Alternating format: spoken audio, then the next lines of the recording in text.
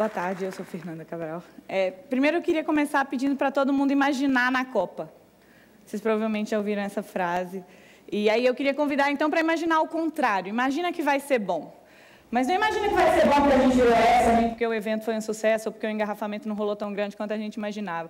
Mas imagina que vai ser bom porque a gente se organizou e se mobilizou para fazer dar certo. Não por causa do evento, mas porque a gente também acha que esse é um momento único, um momento maravilhoso para estar vivo, e a gente tem uma oportunidade de fazer desse momento melhor para a gente mesmo, para os brasileiros. E então esse é o projeto Imagina na Copa. Ele parte dessa ideia e propõe uma força-tarefa para fazer uma virada para o Brasil até 2014.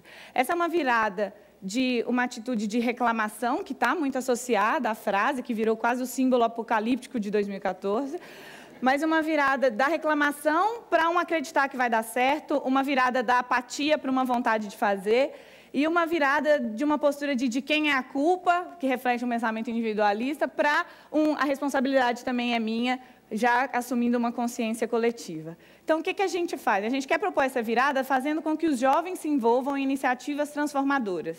Para isso, a gente conta histórias de jovens que já estão fazendo e dos projetos que estão sendo transformadores nos quais eles estão envolvidos. E a gente faz oficinas para aqueles jovens que, como a gente estava no começo, estava incomodado, com vontade de mudar alguma coisa, mas não sabia o que fazer, para que eles tenham a confiança de que eles podem ser agentes de transformação e ajudá-los a dar os primeiros passos. Então, aqui, só como exemplo, eu queria mostrar um pedacinho de um vídeo de uma história que a gente contou no Imagina na Copa.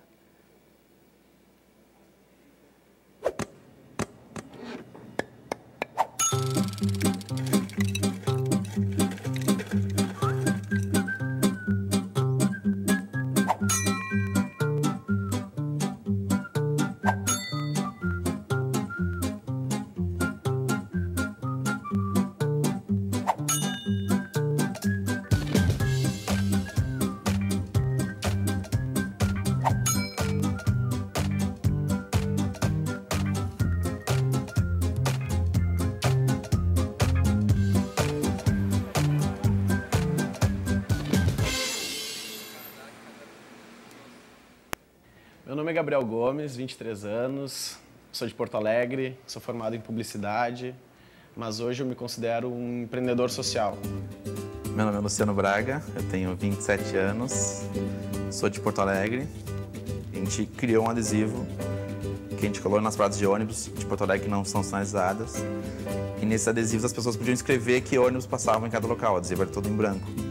Então o nosso trabalho foi pensar uma sinalização que fosse simples, barata, bonita e eficaz. Então, esse aqui é um dos poucos adesivos que ainda restam da primeira leva que a gente fez.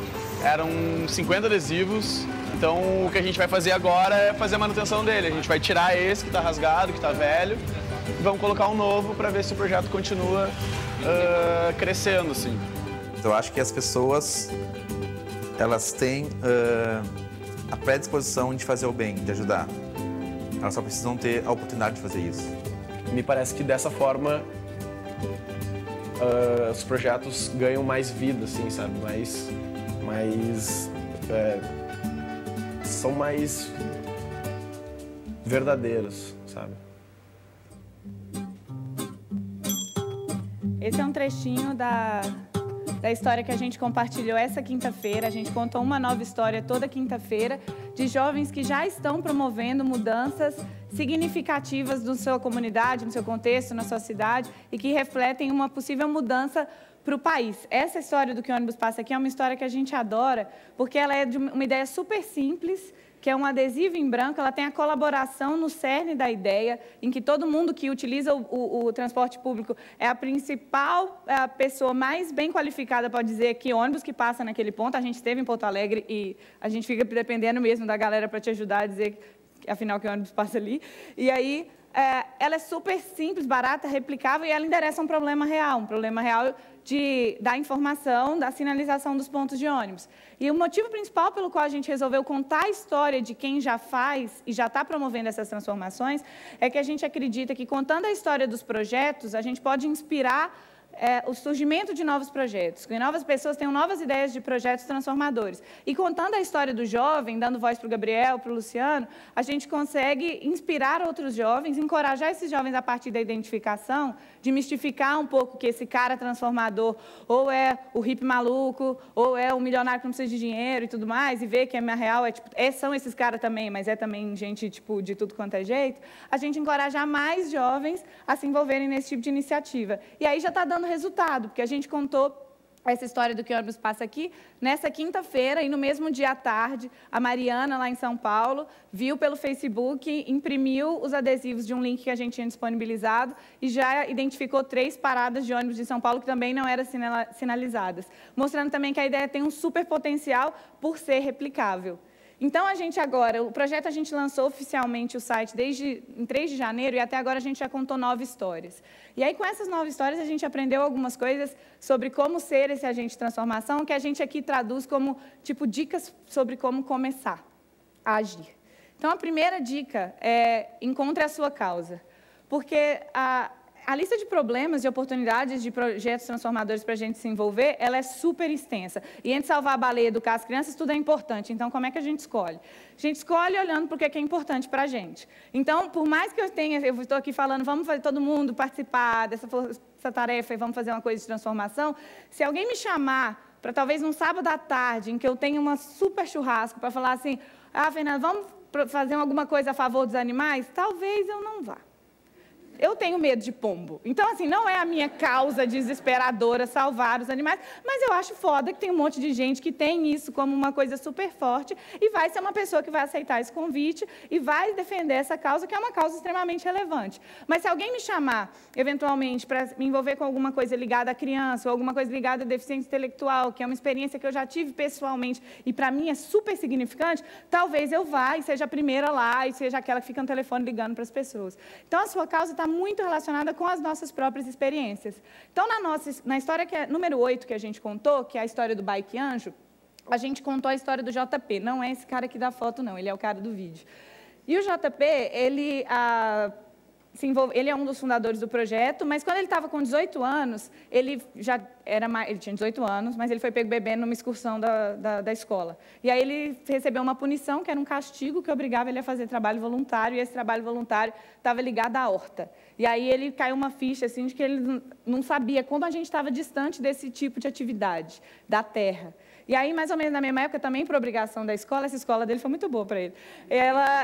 Ele leu aquele livro Não Verás País Nenhum, e aí ele falava sobre um futuro apocalíptico de São Paulo, e ele reconheceu na nossa sociedade algumas coisas de similar com aquele caos do livro. E aí ele antenou e falou: pô, é nesse caminho que a gente está indo. Foi estudar engenharia ambiental, então se capacitou nisso, começou a participar de atividades ligadas ao ambiente urbano, então trazendo uma questão de que o ambiente não é só aquele ambiente natural, mas a cidade também é um ambiente que a gente tem que cuidar. E aí tornou-se cicloativista, e de tanto andar de bicicleta pela cidade, um ciclista experiente, as pessoas sempre perguntando uma dica, como que eles poderiam começar a andar de bicicleta, ele criou o Bike Anjo junto com os amigos, que é justamente uma plataforma que garante que um ciclista iniciante vai sempre encontrar um ciclista experiente para acompanhá-lo, para dar dica, para traçar uma rota e ajudá-lo a se locomover com segurança. Então, a causa dele sobre o ambiente da cidade foi super relacionada com as experiências que ele teve pessoalmente, e elas não só foram determinantes para a criação desse projeto, que hoje está em mais de 60 cidades no Brasil,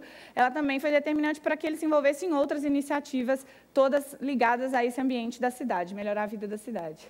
Aí a segunda dica é: conheça o problema. Porque quando a gente começou o projeto, um dos projetos que a gente lançou foi o Teto, que é uma ONG que trabalha extrema pobreza através de construção de casas de emergência. E aí a gente foi filmar o Teto lá numa favela de São Paulo, e aí eu vi um menino de 12 anos e eu falei com o menino: você está na escola? Aí ele falou assim: não estou não. Eu falei: porra, cara, tem que ir para a escola, não sei o quê, estudar, é importante e tal. Imediatamente eu me senti ridícula, porque eu não conheço aquele menino, eu não sei se tem escola no bairro dele, eu não sei se ele tentou ir para a escola, eu não sei que tipo de experiência ele teve, eu não conheço nada da vida. A gente estava ali discutindo sobre uma condição de moradia em que passava rato enquanto eles almoçavam. E eu estava reproduzindo um discurso que era completamente automático e que nada tinha a ver com a realidade dele. Então, essa parte de conhecer o problema ela é fundamental para a gente conseguir fazer soluções que sejam realmente relevantes. O Oasis, que foi a nossa história número 6, ele é um jogo de mobilização que procura realizar sonhos comunitários. E a primeira etapa do Oasis é justamente identificar esses sonhos, mas identificar esses sonhos junto com a comunidade. Então, a galera envolvida no Oasis vai com a comunidade, tem essas conversas, prototipa junto com eles, faz maquete para visualizar como seria aquele sonho construído, e aí, a partir desse entendimento, é que vai para a etapa de mão na massa para a construção do sonho de fato. A terceira dica é comércio local. E aí, justamente quando eu estava nessa crise também, eu falei, eu quero fazer alguma coisa mais com pegada social, eu acho que é isso que eu gosto. Eu comecei a me inscrevi para um trabalho no Camboja, me inscrevi para uns voluntários na África, porque eu pensei que social é assim, né? Você vai lá para os lugares que a gente vê no jornal que estão bem piores do que a gente, só que eu não fui aceita, não rolou, não foi tão fácil quanto eu imaginava. E aí eu pensei também, tipo, eles pediam que experiência você teve com outras.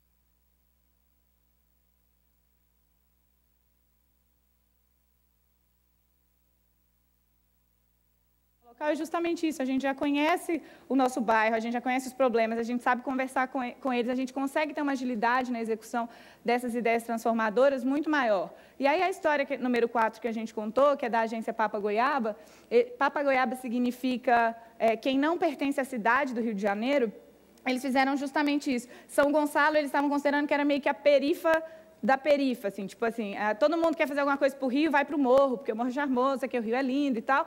E aí São Gonçalo estava ali, e aí só quando dava um puta pau em São Gonçalo é que São Gonçalo aparecia. E aí eles falaram, vamos fazer um projeto que é justamente sobre São Gonçalo, para a gente resgatar a autoestima dos jovens de São Gonçalo, para que eles possam começar suas próprias iniciativas. Então, falando do que existia de legal em São Gonçalo e capacitando os jovens de lá, eles começaram a colocar São Gonçalo no mapa. E aí eles têm projetos, por exemplo, como o Book Popular, que faz esse tipo book de modelo fotográfico, com jovens da própria comunidade, capacitados para tirar as fotos, e eles cobram R$30. E aí são projetos que começam lá. A quarta dica é use o que você sabe fazer. Porque eu tenho visto muitos dos projetos que eu tenho admirado, assim, o poder que os médicos, quando resolvem fazer alguma coisa, como é eficiente qualquer coisa por esse conhecimento, assim, de o cara está doente, já chega ali e entrega alguma coisa. O próprio Imagina na Copa, as entregas que a gente tem de contar a história e fazer oficina não são à toa, é porque é isso que o nosso time sabe fazer. Se esse projeto tivesse sido idealizado por economistas, provavelmente essa ideia de transformar o Brasil até 2014 teria um outro viés. E aí, mas não foi para a galera de comunicação. Então, a gente conta história e a gente faz oficina. E aí, no caso da segunda história que a gente contou, que é a história do Gaia, eles são alunos de engenharia ambiental da Unesp Sorocaba, então uma escola, uma faculdade pública. E aí eles criaram o Gaia para ser um espaço em que eles já poderiam devolver para a sociedade o investimento que a sociedade estava fazendo neles como estudantes. E aí o Gaia ele usa justamente o que a galera está aprendendo dentro da faculdade para fazer projetos que sejam transformadores. Então, eles fizeram projetos com a cooperativa de triagem, melhorando processos dentro da cooperativa, realizaram inclusive um oásis dentro da cooperativa, fizeram projetos com um grande condomínio da cidade ligado ao lixo, então pesquisando biocombustível. Então, usando esse conhecimento que eles têm instalado para promover essas mudanças na cidade de Sorocaba. A quinta dica é mobilize sua rede, que é olhar para os nossos amigos, para os nossos contatos do Facebook, toda essa galera, não só como uma turma em potencial para tomar uma cerveja, o que eles são, isso também deve ser aproveitado, mas como potenciais pessoas para colaborar e para agregar recursos aos nossos projetos. Então, por exemplo, no caso da primeira história que a gente contou, que é o Liberte Seus Sonhos, a Gabriele Valente organizou uma intervenção de arte urbana, que era um muro colaborativo em que as pessoas preenchiam qual é o seu sonho, e aí ficava lá para todo mundo que passasse na rua preenchesse e tudo mais. Quando ela resolveu fazer esse projeto, a primeira coisa que ela fez foi circular a vizinhança do muro. Então, pegou uma grana ali da galera da sinuca, pegou uma grana do outro, pegou uma galera que ia fornecer a comida para quem estivesse trabalhando, e ela precisava de um grafiteiro e de uma galera de extenso e não conhecia. Então, ela fez uma chamada no Facebook, por exemplo, e aí apareceu um grafiteiro, apareceu a galera de extenso, que eram pessoas que nem eram da rede dela pessoal, mas que foram lá e ajudaram, e foram determinantes, porque o muro é muito lindo, para fazer esse sonho acontecer. E aí, a última dica é divirta-se no processo, porque tudo, quando é muito mais legal, a gente quer fazer de novo, né? Não é à toa que o churrasco fica tão difícil de negar, mas quando você está se divertindo e está gostoso aquele tempo, o potencial de transformação é muito maior, porque você faz com muito mais energia e você quer repetir aquele tipo de atividade. E aí, no caso aqui da Praia da Estação, que foi a nossa história número 7, a praia surgiu como uma reação a um decreto que a Prefeitura de Belo Horizonte fez no final de 2009, que proibia a realização de qualquer tipo de evento na Praça da Estação, que historicamente é uma praça onde sempre aconteceu o evento e é uma praça super relevante na cidade de Belo Horizonte. E aí a galera que foi lá uma vez para discutir um pouco o que eles podiam fazer em relação àquele decreto e tudo mais, veio o insight dessa realização da praia, e aí a grande ironia, né, trazer uma praia para o centro de Belo Horizonte, e aí representando esse espaço público que é aberto, que vem gente rica, pobre, vem todo mundo, vem a farofa, vem o cachorro circulando, está o mendigo ali tomando banho na fonte, está todo mundo tomando banho na fonte. Quando a fonte é desligada, eles alugam um caminhão-pipa e jogam água para a galera. A gente estava lá, a gente também entrou debaixo dessa aguacel todo, e é extremamente divertido. Então, o decreto, por fim, foi derrubado, e é muito mais atraente para você juntar uma galera em prol daquela causa, que primeiro parece uma grande festa, mas, na verdade, tem uma carga política super forte, do que, eventualmente, se tivesse juntado um povo com umas placas para levantar aquele tipo de discussão e tudo mais. Então, eu queria fazer um convite para vocês, que é assim, a gente já está promovendo transformações de todo jeito, a gente já está transformando a nossa cidade, o nosso país, o mundo de todo jeito a partir das nossas escolhas e do nosso comportamento individual. Só que quando a gente faz isso de maneira inconsciente, a gente não produz os resultados que a gente gostaria. É como o cara que sai de carro e fica dentro do carro dele reclamando que o trânsito é muito grande, que todo mundo sai de carro e ele não se dá conta de que a decisão dele ter saído de carro daquele dia também constitui o trânsito, também cria o trânsito. Então, o convite é meio que para a gente possa despertar essa consciência coletiva e cultivá-la no nosso dia a dia, para que a gente faça essas transformações de maneira consciente e a gente possa gerar os tipos de resultado que a gente gostaria. 2014 que a gente gostaria, 2030 que a gente gostaria. E aí, passem a se enxergar como agente de transformação, como todos esses jovens que a gente citou, como o Rental, que acabou de falar. Entendam e confiem no seu poder de gerar transformações significativas e comecem a agir. O convite é para vocês fazerem parte dessa força-tarefa com a gente. Obrigada.